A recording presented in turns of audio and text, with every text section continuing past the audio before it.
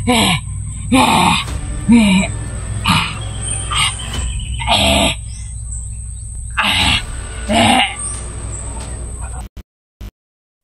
mga idol, isang mapagpalang hapon po sa ating lahat at kamusta po kayo? At sana mag-iingat po kayo mga idol at buong pamilya niyo po ay sa safety po mga idol. Kung saan po kayo ngayon, lalong-lalo na po sa mga OFW natin, sa mga solid supporters natin na sa ibang bansa po at dito na rin sa Pilipinas. At mag-ingat po kayo mga idol at salamat sa inyo sa patuloy niyo pagsuporta sa akin. So ngayon po mga idol ay muli tayong re-rest back yung nakita natin sa kubo mga idol. Kasi yung niligtas po natin tumakbo ng bigla mga idol dahil po nabaril po kami. So ayun, hindi ko na alam kung saan natin hahanapin. So bumalik ako, bumaba ako upang magtago mga idol dahil po grabe yung baril mga idol. Baka tayo yung matamaan, paano na, wala na kayong makikita dito sa YT natin. So yun mga idol, sana samahan nyo ako at salamat din po sa hindi nyo pag-skip ng ads. Thank you so much mga idol. Dahil po sa sobrang hina natin ngayon, kailangan tayong magsikap para meron tayong masahod sa YT mga idol. So huwag nating patatagalin to, samahan nyo ako at tapusin nyo po itong video na to hanggang matapos po. So tara, let's go.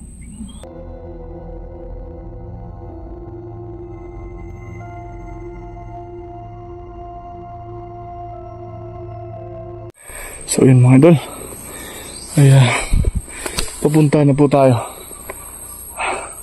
at hanapin po natin yung bihag nila.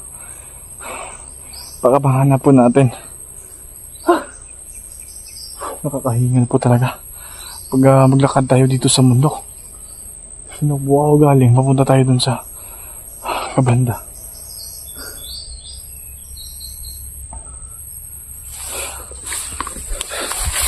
Ayun na mga pasalit mga idol.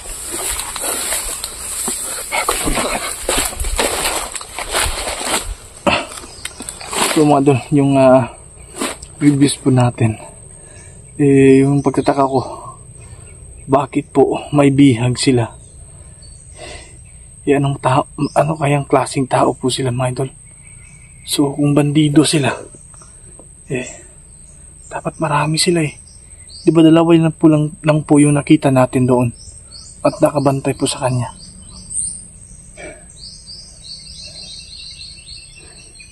Kasi mga idol, yung nakita niyo naman po yung pagtakbo natin, idala ko po yung bihag nila.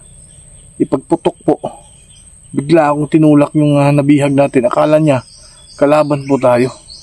So yun, tumakbo siya ng tumakbo at hindi ko na nahanap. At tumakbo na rin ako para hindi po ako mahuli ng kalaban. So ngayon, nakaraan, 2 araw na. So kailangan natin balikan yung kubo na yun. So sana walang masamang mangyari sa atin dahil po napakadelikado yung ginagawa po natin. So ang akin lang sana ebidensya po yun na makita natin na yung ginagawa nilang bihag. Akala ko mapatay nila buti nila dumating tayo. Pero problema kasi nawala po. Ang dami pong naghahanap kung saan yung nahuli natin.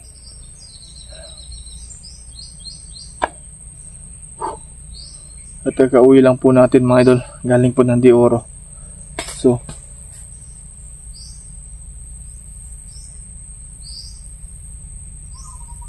kaya po na mga idol At maraming salamat pala mga idol sa hindi ako mga idol na magpasalamat pa rin ako sa inyo kahit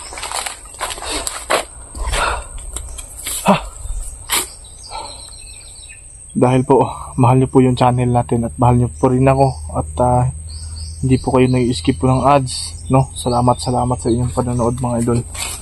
Kayong mag-alala, mahal na mahal ko po kayo, mga solid ko.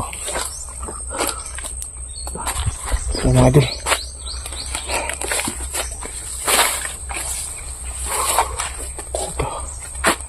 medyo tayo nakarating dito mga idol, alas 4 pa ng hapon.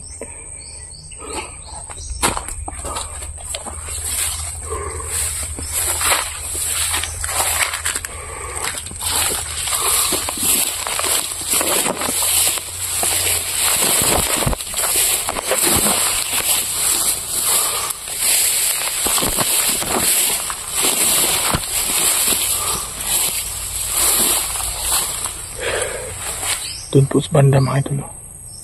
Doon yung kubo na nakita po natin. Sana makita natin yung muntik natin na iligtas. Pero wala sa kamay natin mga idol. Wala na sa kamay natin.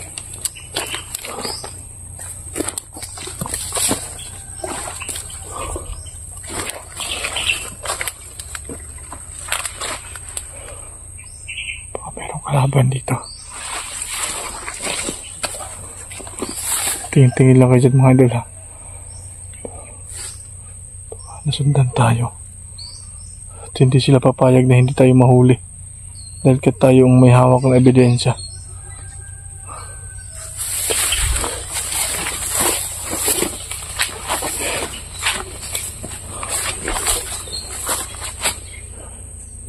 So pasensya na mga idol ha. Dahil po ay wala po na tayong kasama.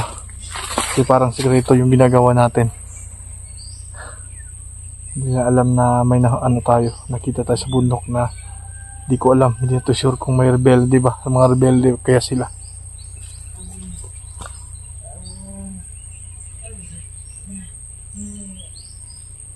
Ano narinig pa yung narinig natin?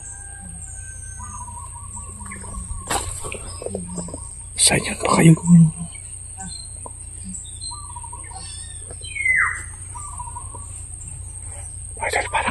Parang may nagsasalita dito ah.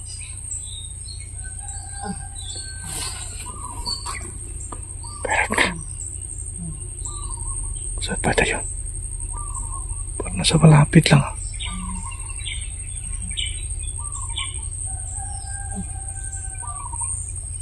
Tingin tayo.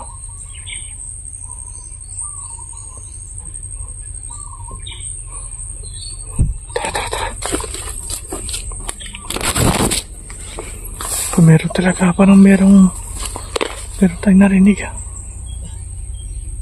Pakinggan nyo mga idol ah. Pakinggan nyo.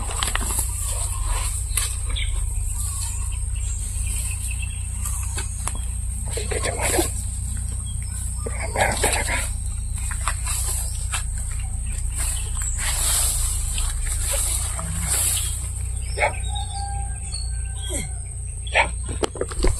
Ano mga idol, narinig po natin.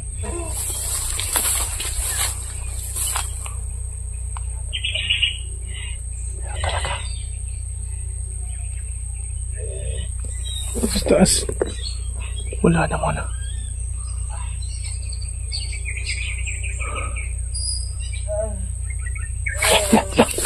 Ito lang yun, parang may tao.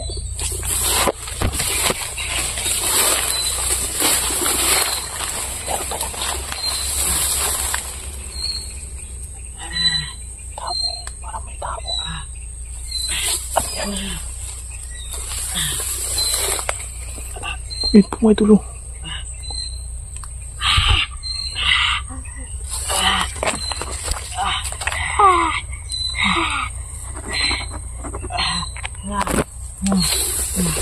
Tingnan natin ang pasok ako.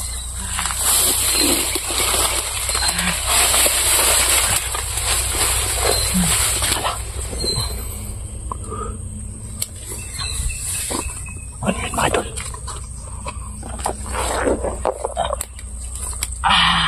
Ano yan?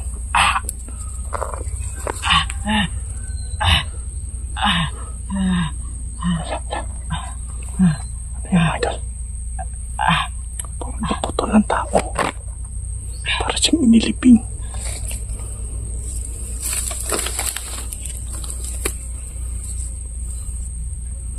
Ano yan?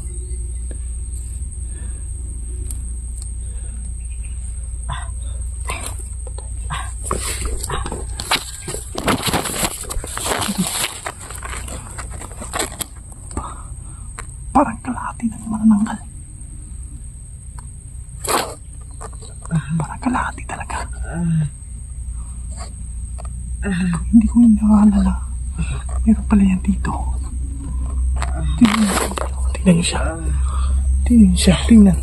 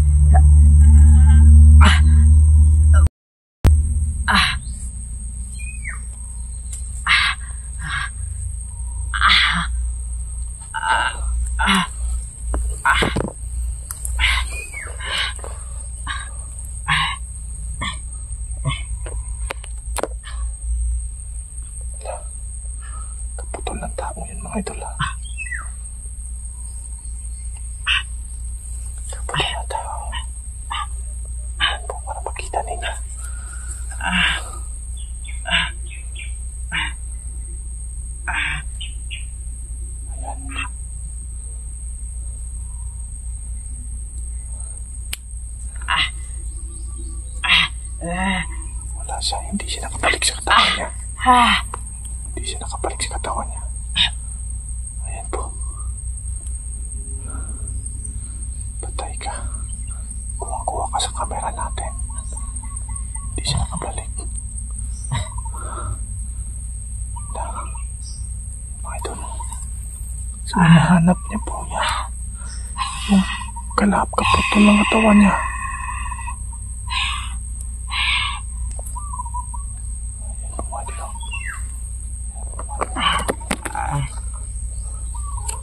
Yan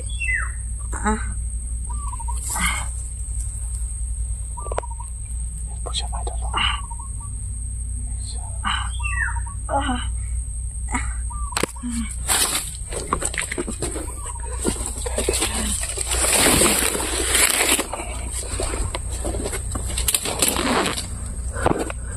Ngayon ko po lang nakita ito, na yung kaputol niya, nakita natin. Ngayon ko po lang po nakita na meron pala. Paano yan? Hindi ko alam bakit yung kaputol niya yung naiwan doon.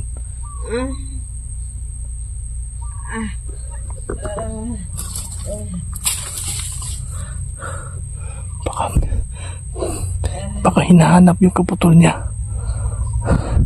Baka po nakita din po ng ibang hunters yung kaputol niya. Nasasaktan po siya. Pero ang gagawin ko, hindi po natin siya lalapitan.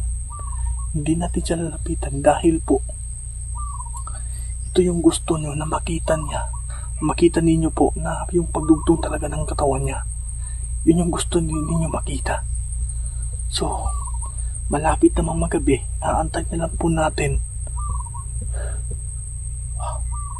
Antayin na lang natin siya na magdugtong. So dito muna tayo magtatago kasi hindi niya alam na nandito tayo. Napupula. Wow, napupulabog siya mga idol dahil may camera. Wow, kuha sa camera tayo. Tingnan nyo.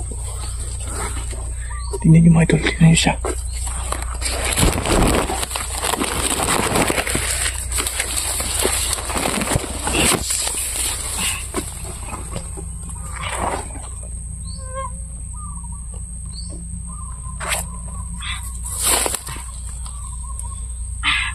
Siya mga idol.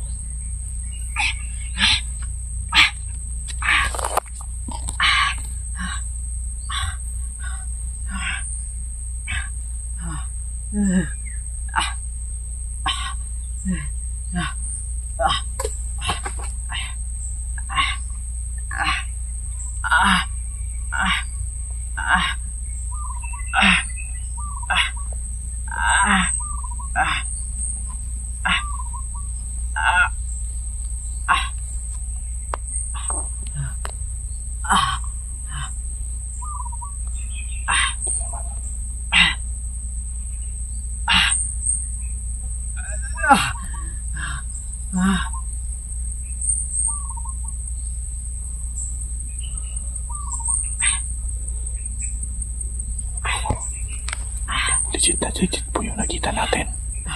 Kalahati lang po talaga.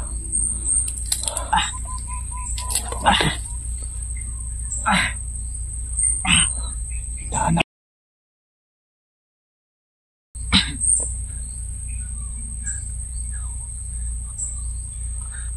Salita po siya, my idol.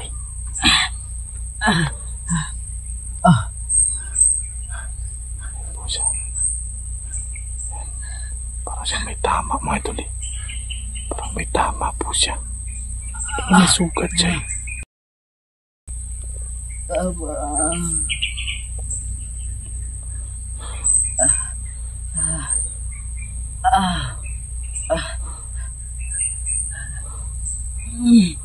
Diyan pala siya nagtago, mga idol. Parang lungga po niya. Yan po.